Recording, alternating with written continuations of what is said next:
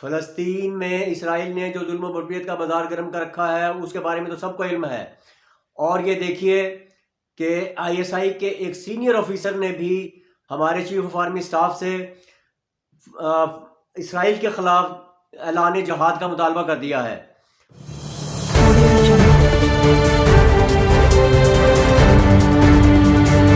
السلام علیکم ناظرین، میں ہوں مرزا حنیف بیگ اور آپ دیکھ رہے ہیں میرا YouTube channel Pakistan news .tv. ناظرین، فلسطین میں اسرائیل نے جو تمام حدیں عبور کر دی ہیں ظلم و بربریت کی، اور ننھے معصوم بچوں تک کو بھی وہ نہیں بخش رہا، جس کی ویڈیوز آئے دن سوشل میڈیا پہ آپ لوگ دیکھ رہے ہیں. سب کو اس کے بارے میں علم ہے، لیکن نہ جانے کیوں ہمارے آرمی چیف اور ہمارے بزدل اور عیاش حکمران فلسطین میں اسرائیل کے خلاف اعلان جہاد نہیں کر رہے.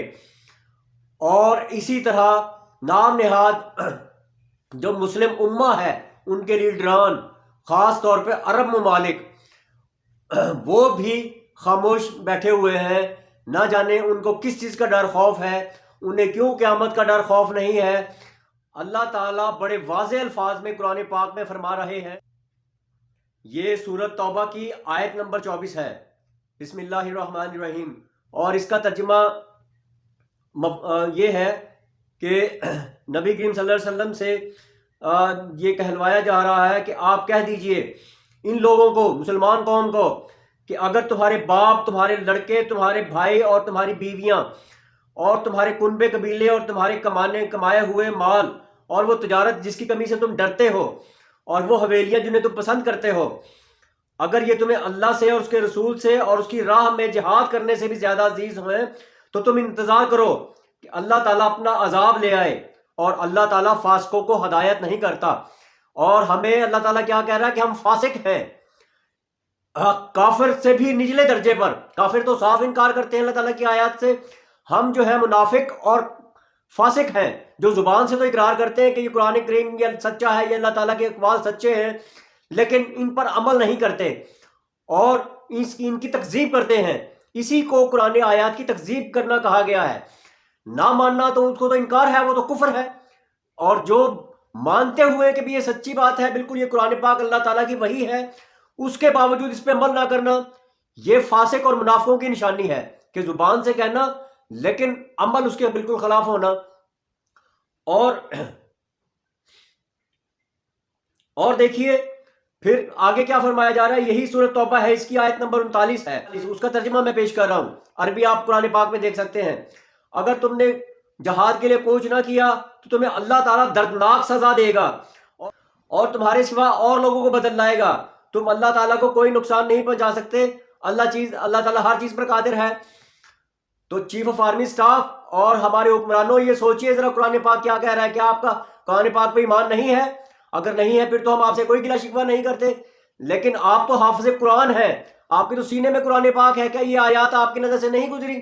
یہ 10ویں پارے میں سورۃ توبہ ہے، 9 نمبر سورت. اور اب آگے دیکھیے کہ وہ ISI کے سینئر آفیسر نے بھی اسرائیل کے خلاف جہاد کا اعلان کر دیا ہے. اب اور کون سی چیز رہ گئی ہے آپ کے لیے؟ جنرل عاصم، آج میں براہ راست آپ سے مخاطب ہوں. اللہ نے آپ کو امت مسلمہ کی سب سے طاقتور فوج کا سپہ سالار بنایا ہے اور آپ مسلم دنیا کے سب سے طاقتور جنرل ہیں. اللہ نے آپ کے دل میں قرآن پاک کو محفوظ کیا ہے.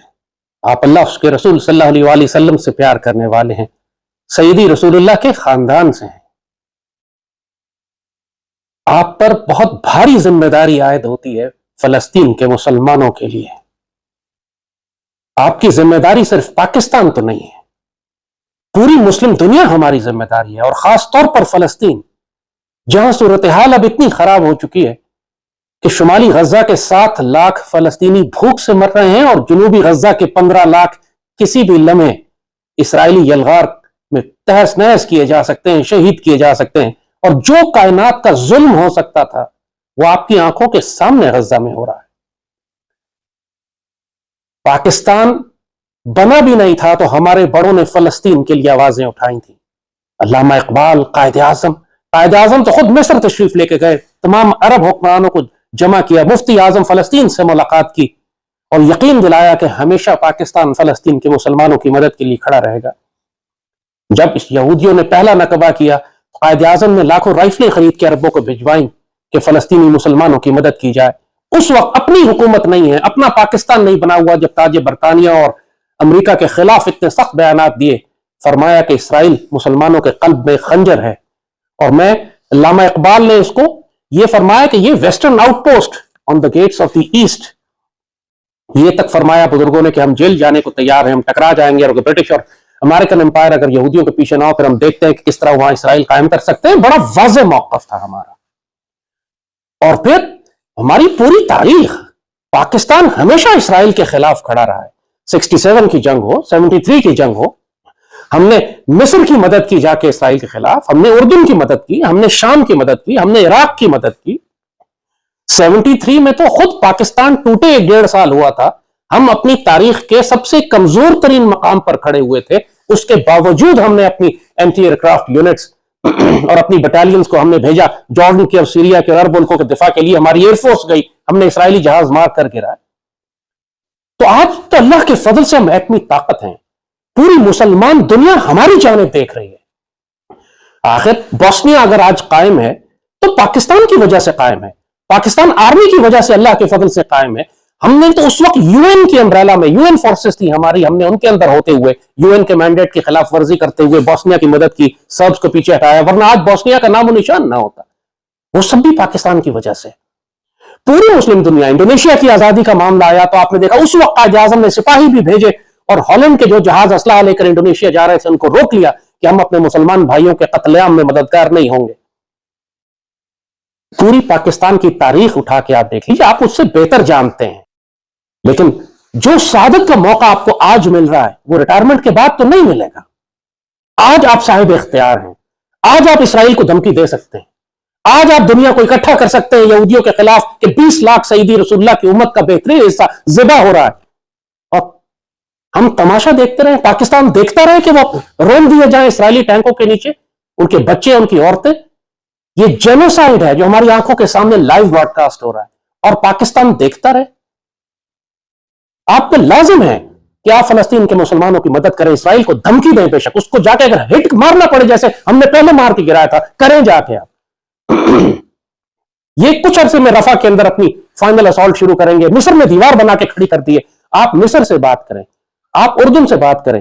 اردن چند ایک جہاز ایئر ڈراپ کیے انہوں نے نارتھ غزہ میں سپلائز کے، پراپرلی اگر ہم بات کریں تو سینکڑوں جہاز، ہمیں پورا ایئر برج بنانے کی ضرورت ہے کہ جو ہم جا کر غزہ کے اندر سپلائز ڈراپ کریں۔ آپ نیول شپ بھیجیں، بیٹل شپ بھیجیں، دیکھیں کس کا باپ روکتا ہے تو بتائیں، ضرورت ہے کسی کی روک کے دکھائیں، اس کو نیوکلیئر کور دے، بے شک ہم 6 حد تک ہم جائیں گے، کیا 20 لاکھ مسلمانوں کو ذبح ہوتے دیکھ لیں۔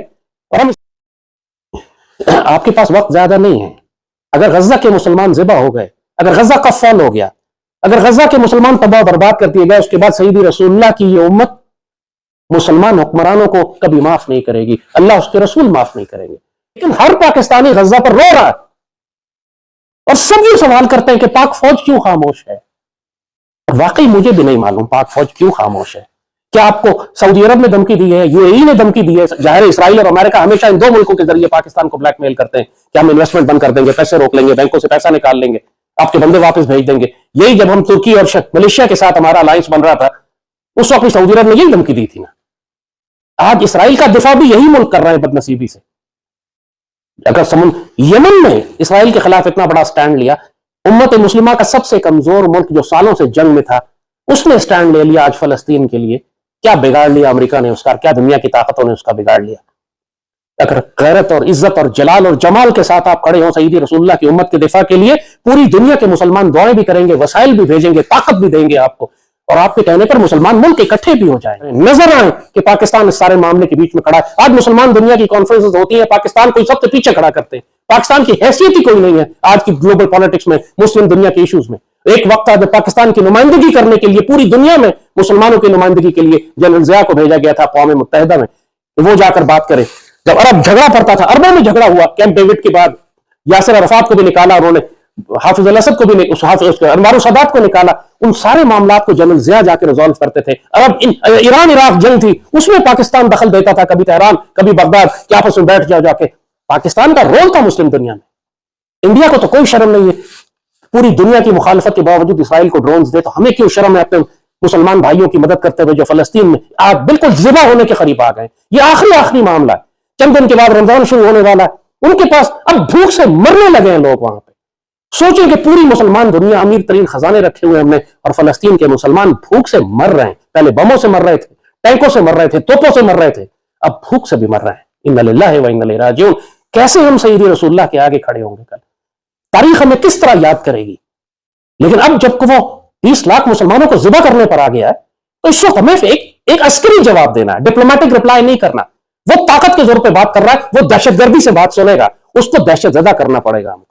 مسجد اقصیٰ صرف فلسطینیوں کی تو نہیں ہے, خانہ کعبہ اور مسجد نبوی صرف سعودیوں کا تو نہیں ہے. ہم اس لیے تو مسلمان نہیں ہے کہ وہ عرب مسلمان ہے اس لیے ہم مسلمان ہیں. ہمارا اپنا سیدی رسول اللہ سے تعلق ہے.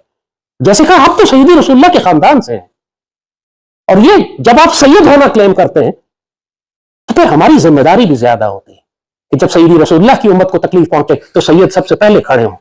آپ تو طاقتور سید ہیں, آپ کے پاس تو ایٹمی طاقت ہے, آپ تو پوری مسلمان فوج, پاکستان فوج آپ کی وفاداری میں آخری حد تک جائے گی اگر اس کو یہ یقین ہو جائے کہ پاک فوج کا سپہ سالار سیدی رسول اللہ کی امت کی حفاظت میں مسجد اقصیٰ کے دفاع کے لیے بھی اور غزوہ ہند کے دفاع کے لیے, غزوہ ہند کے لیے بھی تیار ہے. آج پوری مسلمان امت آپ کی جانب دیکھ رہی ہے. آپ کے پاس تھوڑا وقت ہے, وہ ہر انسان کے پاس تھوڑا وقت ہے. جب تک آپ اقتدار میں ہیں, جب تک آپ کے پاس سپہ سالاری ہے, آپ اس سے عزت بھی کما سکتے ہیں, دو جہانوں کی عزت آپ کو مل سکتی ہے, اور آپ اپنا وقت گزار کے بھی جا سکتے ہیں, اور آپ کا فیصلہ پھر اللہ کرے گا کہ آپ کے ساتھ کیا معاملہ کرتا ہے. لیکن سیدی رسول اللہ کی امت آج تکلیف میں ہے. آپ کے پاس اختیار ہے, آپ کے پاس طاقت ہے, آپ دشمنوں کو ذلیل کر سکتے ہیں. جو اختلاف مخالفت لوگ آپ کی پاکستان میں کر رہے ہیں اسی دن ختم ہو جائے گی, کیونکہ پوری پاکستانی قوم جیسے کہا جو مرضی اختلاف ہو, فلسطین کے معاملے میں سب کے دل دکھی ہیں, اور جو مسلمان قیادت فلسطین کے معاملے میں آواز اٹھائے گی, تلوار اٹھائے گی, پوری قوم اس کے پیچھے کھڑی ہوگی. اللہ آپ کا حافظ و ناصر و مالک ہو. آپ کے لیے ہم بہت دعا کرتے ہیں, پاک فوج کے لیے دعا کرتے ہیں. آپ چاہیں یا نہ چاہیں, اللہ نے ڈیوٹی لینی ہے آپ لوگوں سے. آگے بڑھ کر اپنی مرضی سے تلوار اٹھا لو یار, اور اللہ کے آگے ہم کوئی عذر پیش نہیں کر سکتے, سیدی رسول اللہ کے آگے ہم کوئی عذر پیش نہیں کر سکتے کہ طاقت رکھتے ہوئے ہم یہ تماشا دیکھیں اور یہودی بدترین مظالم کرتے ہوئے سیدی رسول اللہ کی امت کے بہترین حصے کو تباہ کر دیں. اگر فلسطین ختم ہو گیا اس کے بعد کوئی مسلمان ملک نہیں بچے گا, پاکستان بھی نہیں بچے گا. انہوں نے باری باری پر سب ملکوں پہ آنا ہے. بہتر ہے کہ یہودیوں کو وہی روک دے اور فلسطین کے مسلمانوں کی حفاظت کریں. اللہ آپ کو استقامت دے, طاقت دے. پوری قوم آپ کے ساتھ ہے, ہمت کریں. یہ وقت ضائع نہیں کیجیے گا. یہ وقت نکل گیا تو دوبارہ توبہ کا موقع نہیں ملے گا. اللہ پاکستان کا حافظ و ناصر ہو. اللہ آپ کو استقامت اور طاقت دے. آپ کے لیے ہم دعا کرتے ہیں, ہمت پکڑیں, تلوار ہاتھ میں اٹھائیں. پاکستان زندہ باد. میں آپ کو اس ویڈیو کو شیئر کرنے کے لیے بالکل نہیں کہوں گا, اور مجھے یقین ہے کہ جو مسلمان ہوگا وہ تو اس ویڈیو کو بالکل شیئر کرے گا, لیکن جس کے دل میں منافقت ہوگی اور جس کے اوپر شیطان غالب ہوگا وہ اس ویڈیو کو شیئر نہیں کرے گا. اور میں چاہتا ہوں کہ میری یہ video chief of army staff تک پہنچ جائے. بہرحال اگر آپ کو میری ویڈیو اچھی لگی ہو اور آپ چاہتے ہیں کہ اس قسم کی میں ویڈیوز بناتا رہوں تو میرے چینل کو سبسکرائب کیجئے اور اس ویڈیو کو لائک کیجئے. بہت شکریہ. اللہ حافظ.